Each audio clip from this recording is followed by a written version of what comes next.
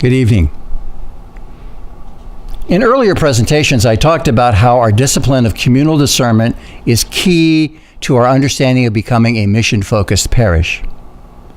We believe that God has called our parish into being and to serve God's purpose, and it is the mission of our parish to discern and participate in God's mission for us. We believe that our parish does not create its own vision for the future, but it must discern and participate in God's vision.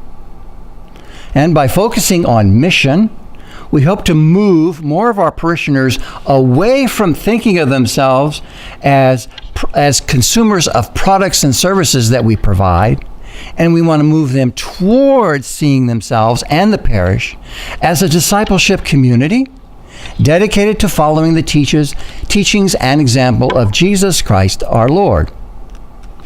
We want parishioners to think of themselves as more than just a collection of individuals who share similar beliefs and practices.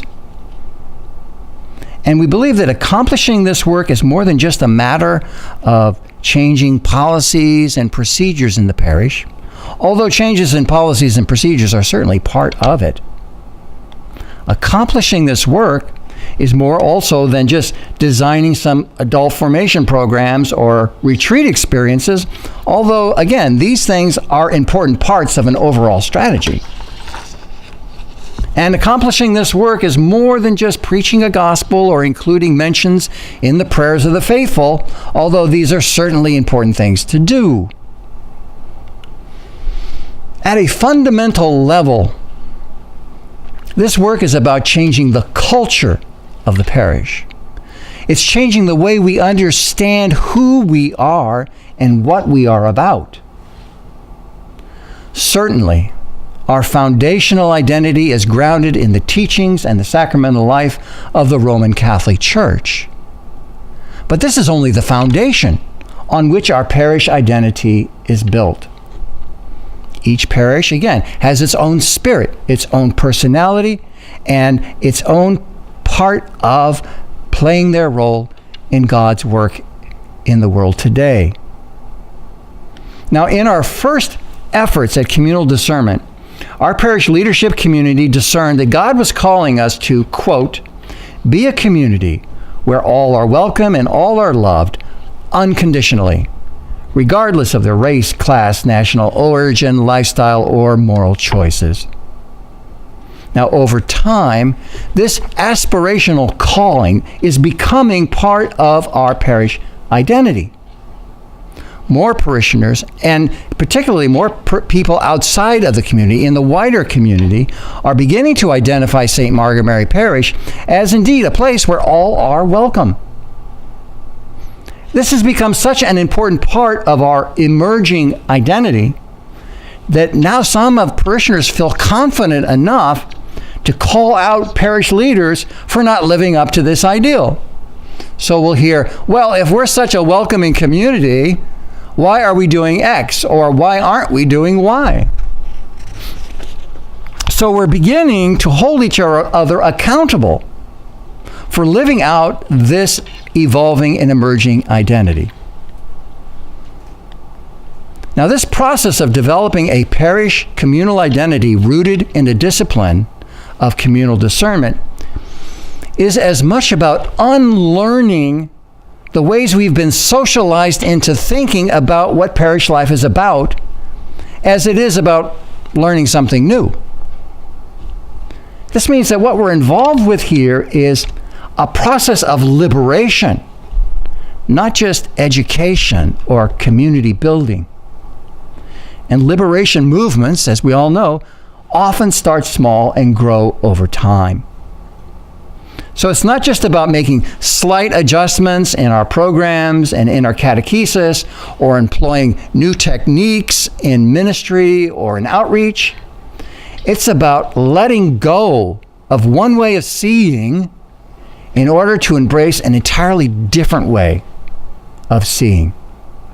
In short, it's about metanoia. It's about conversion. Now, in doing this work, there's always going to be early adopters who will eagerly embrace this new way of being parish. There will also be those who are unsure, but are willing to give it a try. And then there will be others who will resist what we're trying to accomplish. And because we are a church where all are welcome, right? We treat everyone on this journey of communal discernment with respect and with patience. Regardless of where they are on this road of communal discernment, and even if they reject it completely, they are still valued members of the community. That's the bottom line. Now, early adopters, they're crucial in our efforts to move this work forward. They need to be encouraged to use their gifts and their talents to make our parish calling come alive in whatever way they can. At the same time, they need to be reminded that not everybody in the parish moves at the same speed. They need to be taught patience, and they need to be affirmed so they don't get discouraged. For those who are unsure but are open, we need to be patient. And we should never grow old of explaining again and again and again and again what we are trying to accomplish by doing this work. Their questions and even their confusion can help us do a better job of communicating our parish calling and explaining why we do the work that we're doing. And I would say even those who resist the work that we are doing have an important role to play. Their resistance, their questions help us to get clarity about our parish calling. So by remaining open to hearing their concerns, that can help us to improve the way that we do this work. So what do we hope to accomplish by doing this communal discernment work? We hope to move more parishioners away from being being customers to being disciples. We hope to intentionally create a parish identity that is committed to listening and responding to God's will and God's call for us. We hope to create a parish with a singular focus on better understanding God's will for the parish in our ever-changing world.